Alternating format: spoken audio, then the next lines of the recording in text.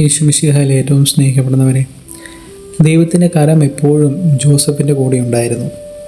ജോസഫിൻ്റെ ജീവിതത്തിലേക്ക് നമ്മളൊന്ന് കണ്ണോടിക്കുകയാണെങ്കിൽ അദ്ദേഹത്തിന് തൻ്റെ ഭാവിയെക്കുറിച്ച് എന്ത് സംഭവിക്കുമെന്നോ അല്ലെങ്കിൽ വരാൻ പോകുന്ന കാര്യങ്ങളെക്കുറിച്ചോ ഒന്നും ഒരു വ്യക്തതയില്ലായിരുന്നു.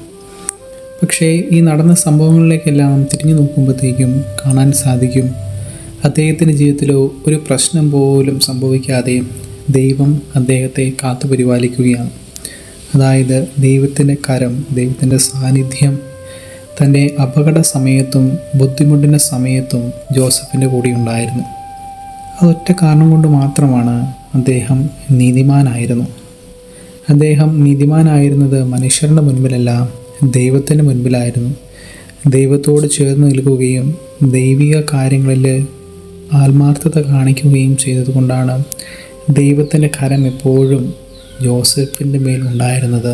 നമ്മുടെ ജീവിതങ്ങളിലേക്കൊന്ന് കടന്നു വരുമ്പോൾ ദൈവത്തിൻ്റെ കരം നമ്മോട് കൂടെയുണ്ടോ? തീർച്ചയായിട്ടും ദൈവം നമ്മളെ വഴി നടത്തുന്നുണ്ട്. ഒരുപക്ഷെ നമ്മുടെ ജീവിതത്തിൻ്റെ ബുദ്ധിമുട്ടുകളിലേക്ക് നോക്കി നാം ആകുലപ്പെടുന്നുണ്ടാകാം, വിഷമിക്കുന്നുണ്ടാകാം. പക്ഷേ ഈ സമയത്തെല്ലാം നാം മനസ്സിലാക്കേണ്ടത് ദൈവം നമ്മോട് കൂടിയുണ്ട്.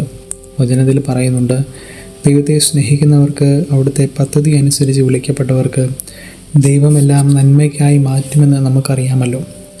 നമ്മുടെ ജീവിതത്തിലും നമ്മൾ ദൈവത്തോട് കുറച്ചും കൂടെ അടുത്തായിരിക്കാം, ദൈവത്തോട് നീതിമാനായിരിക്കാം, ദൈവിക കാര്യങ്ങളിൽ കുറച്ചും കൂടെ താല്പര്യം കാണിക്കാം.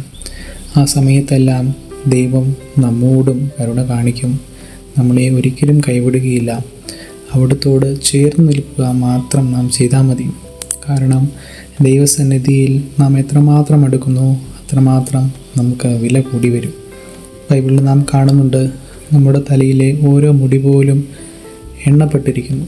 അതിനാൽ തന്നെ ദൈവം നമ്മൾ ചെയ്യുന്ന ഓരോ പ്രവൃത്തികൾക്കും എത്രമാത്രം ദൈവത്തോട് അടുത്ത് നിൽക്കുന്നുവോ അതിനെല്ലാം ദൈവം വില കൽപ്പിക്കും.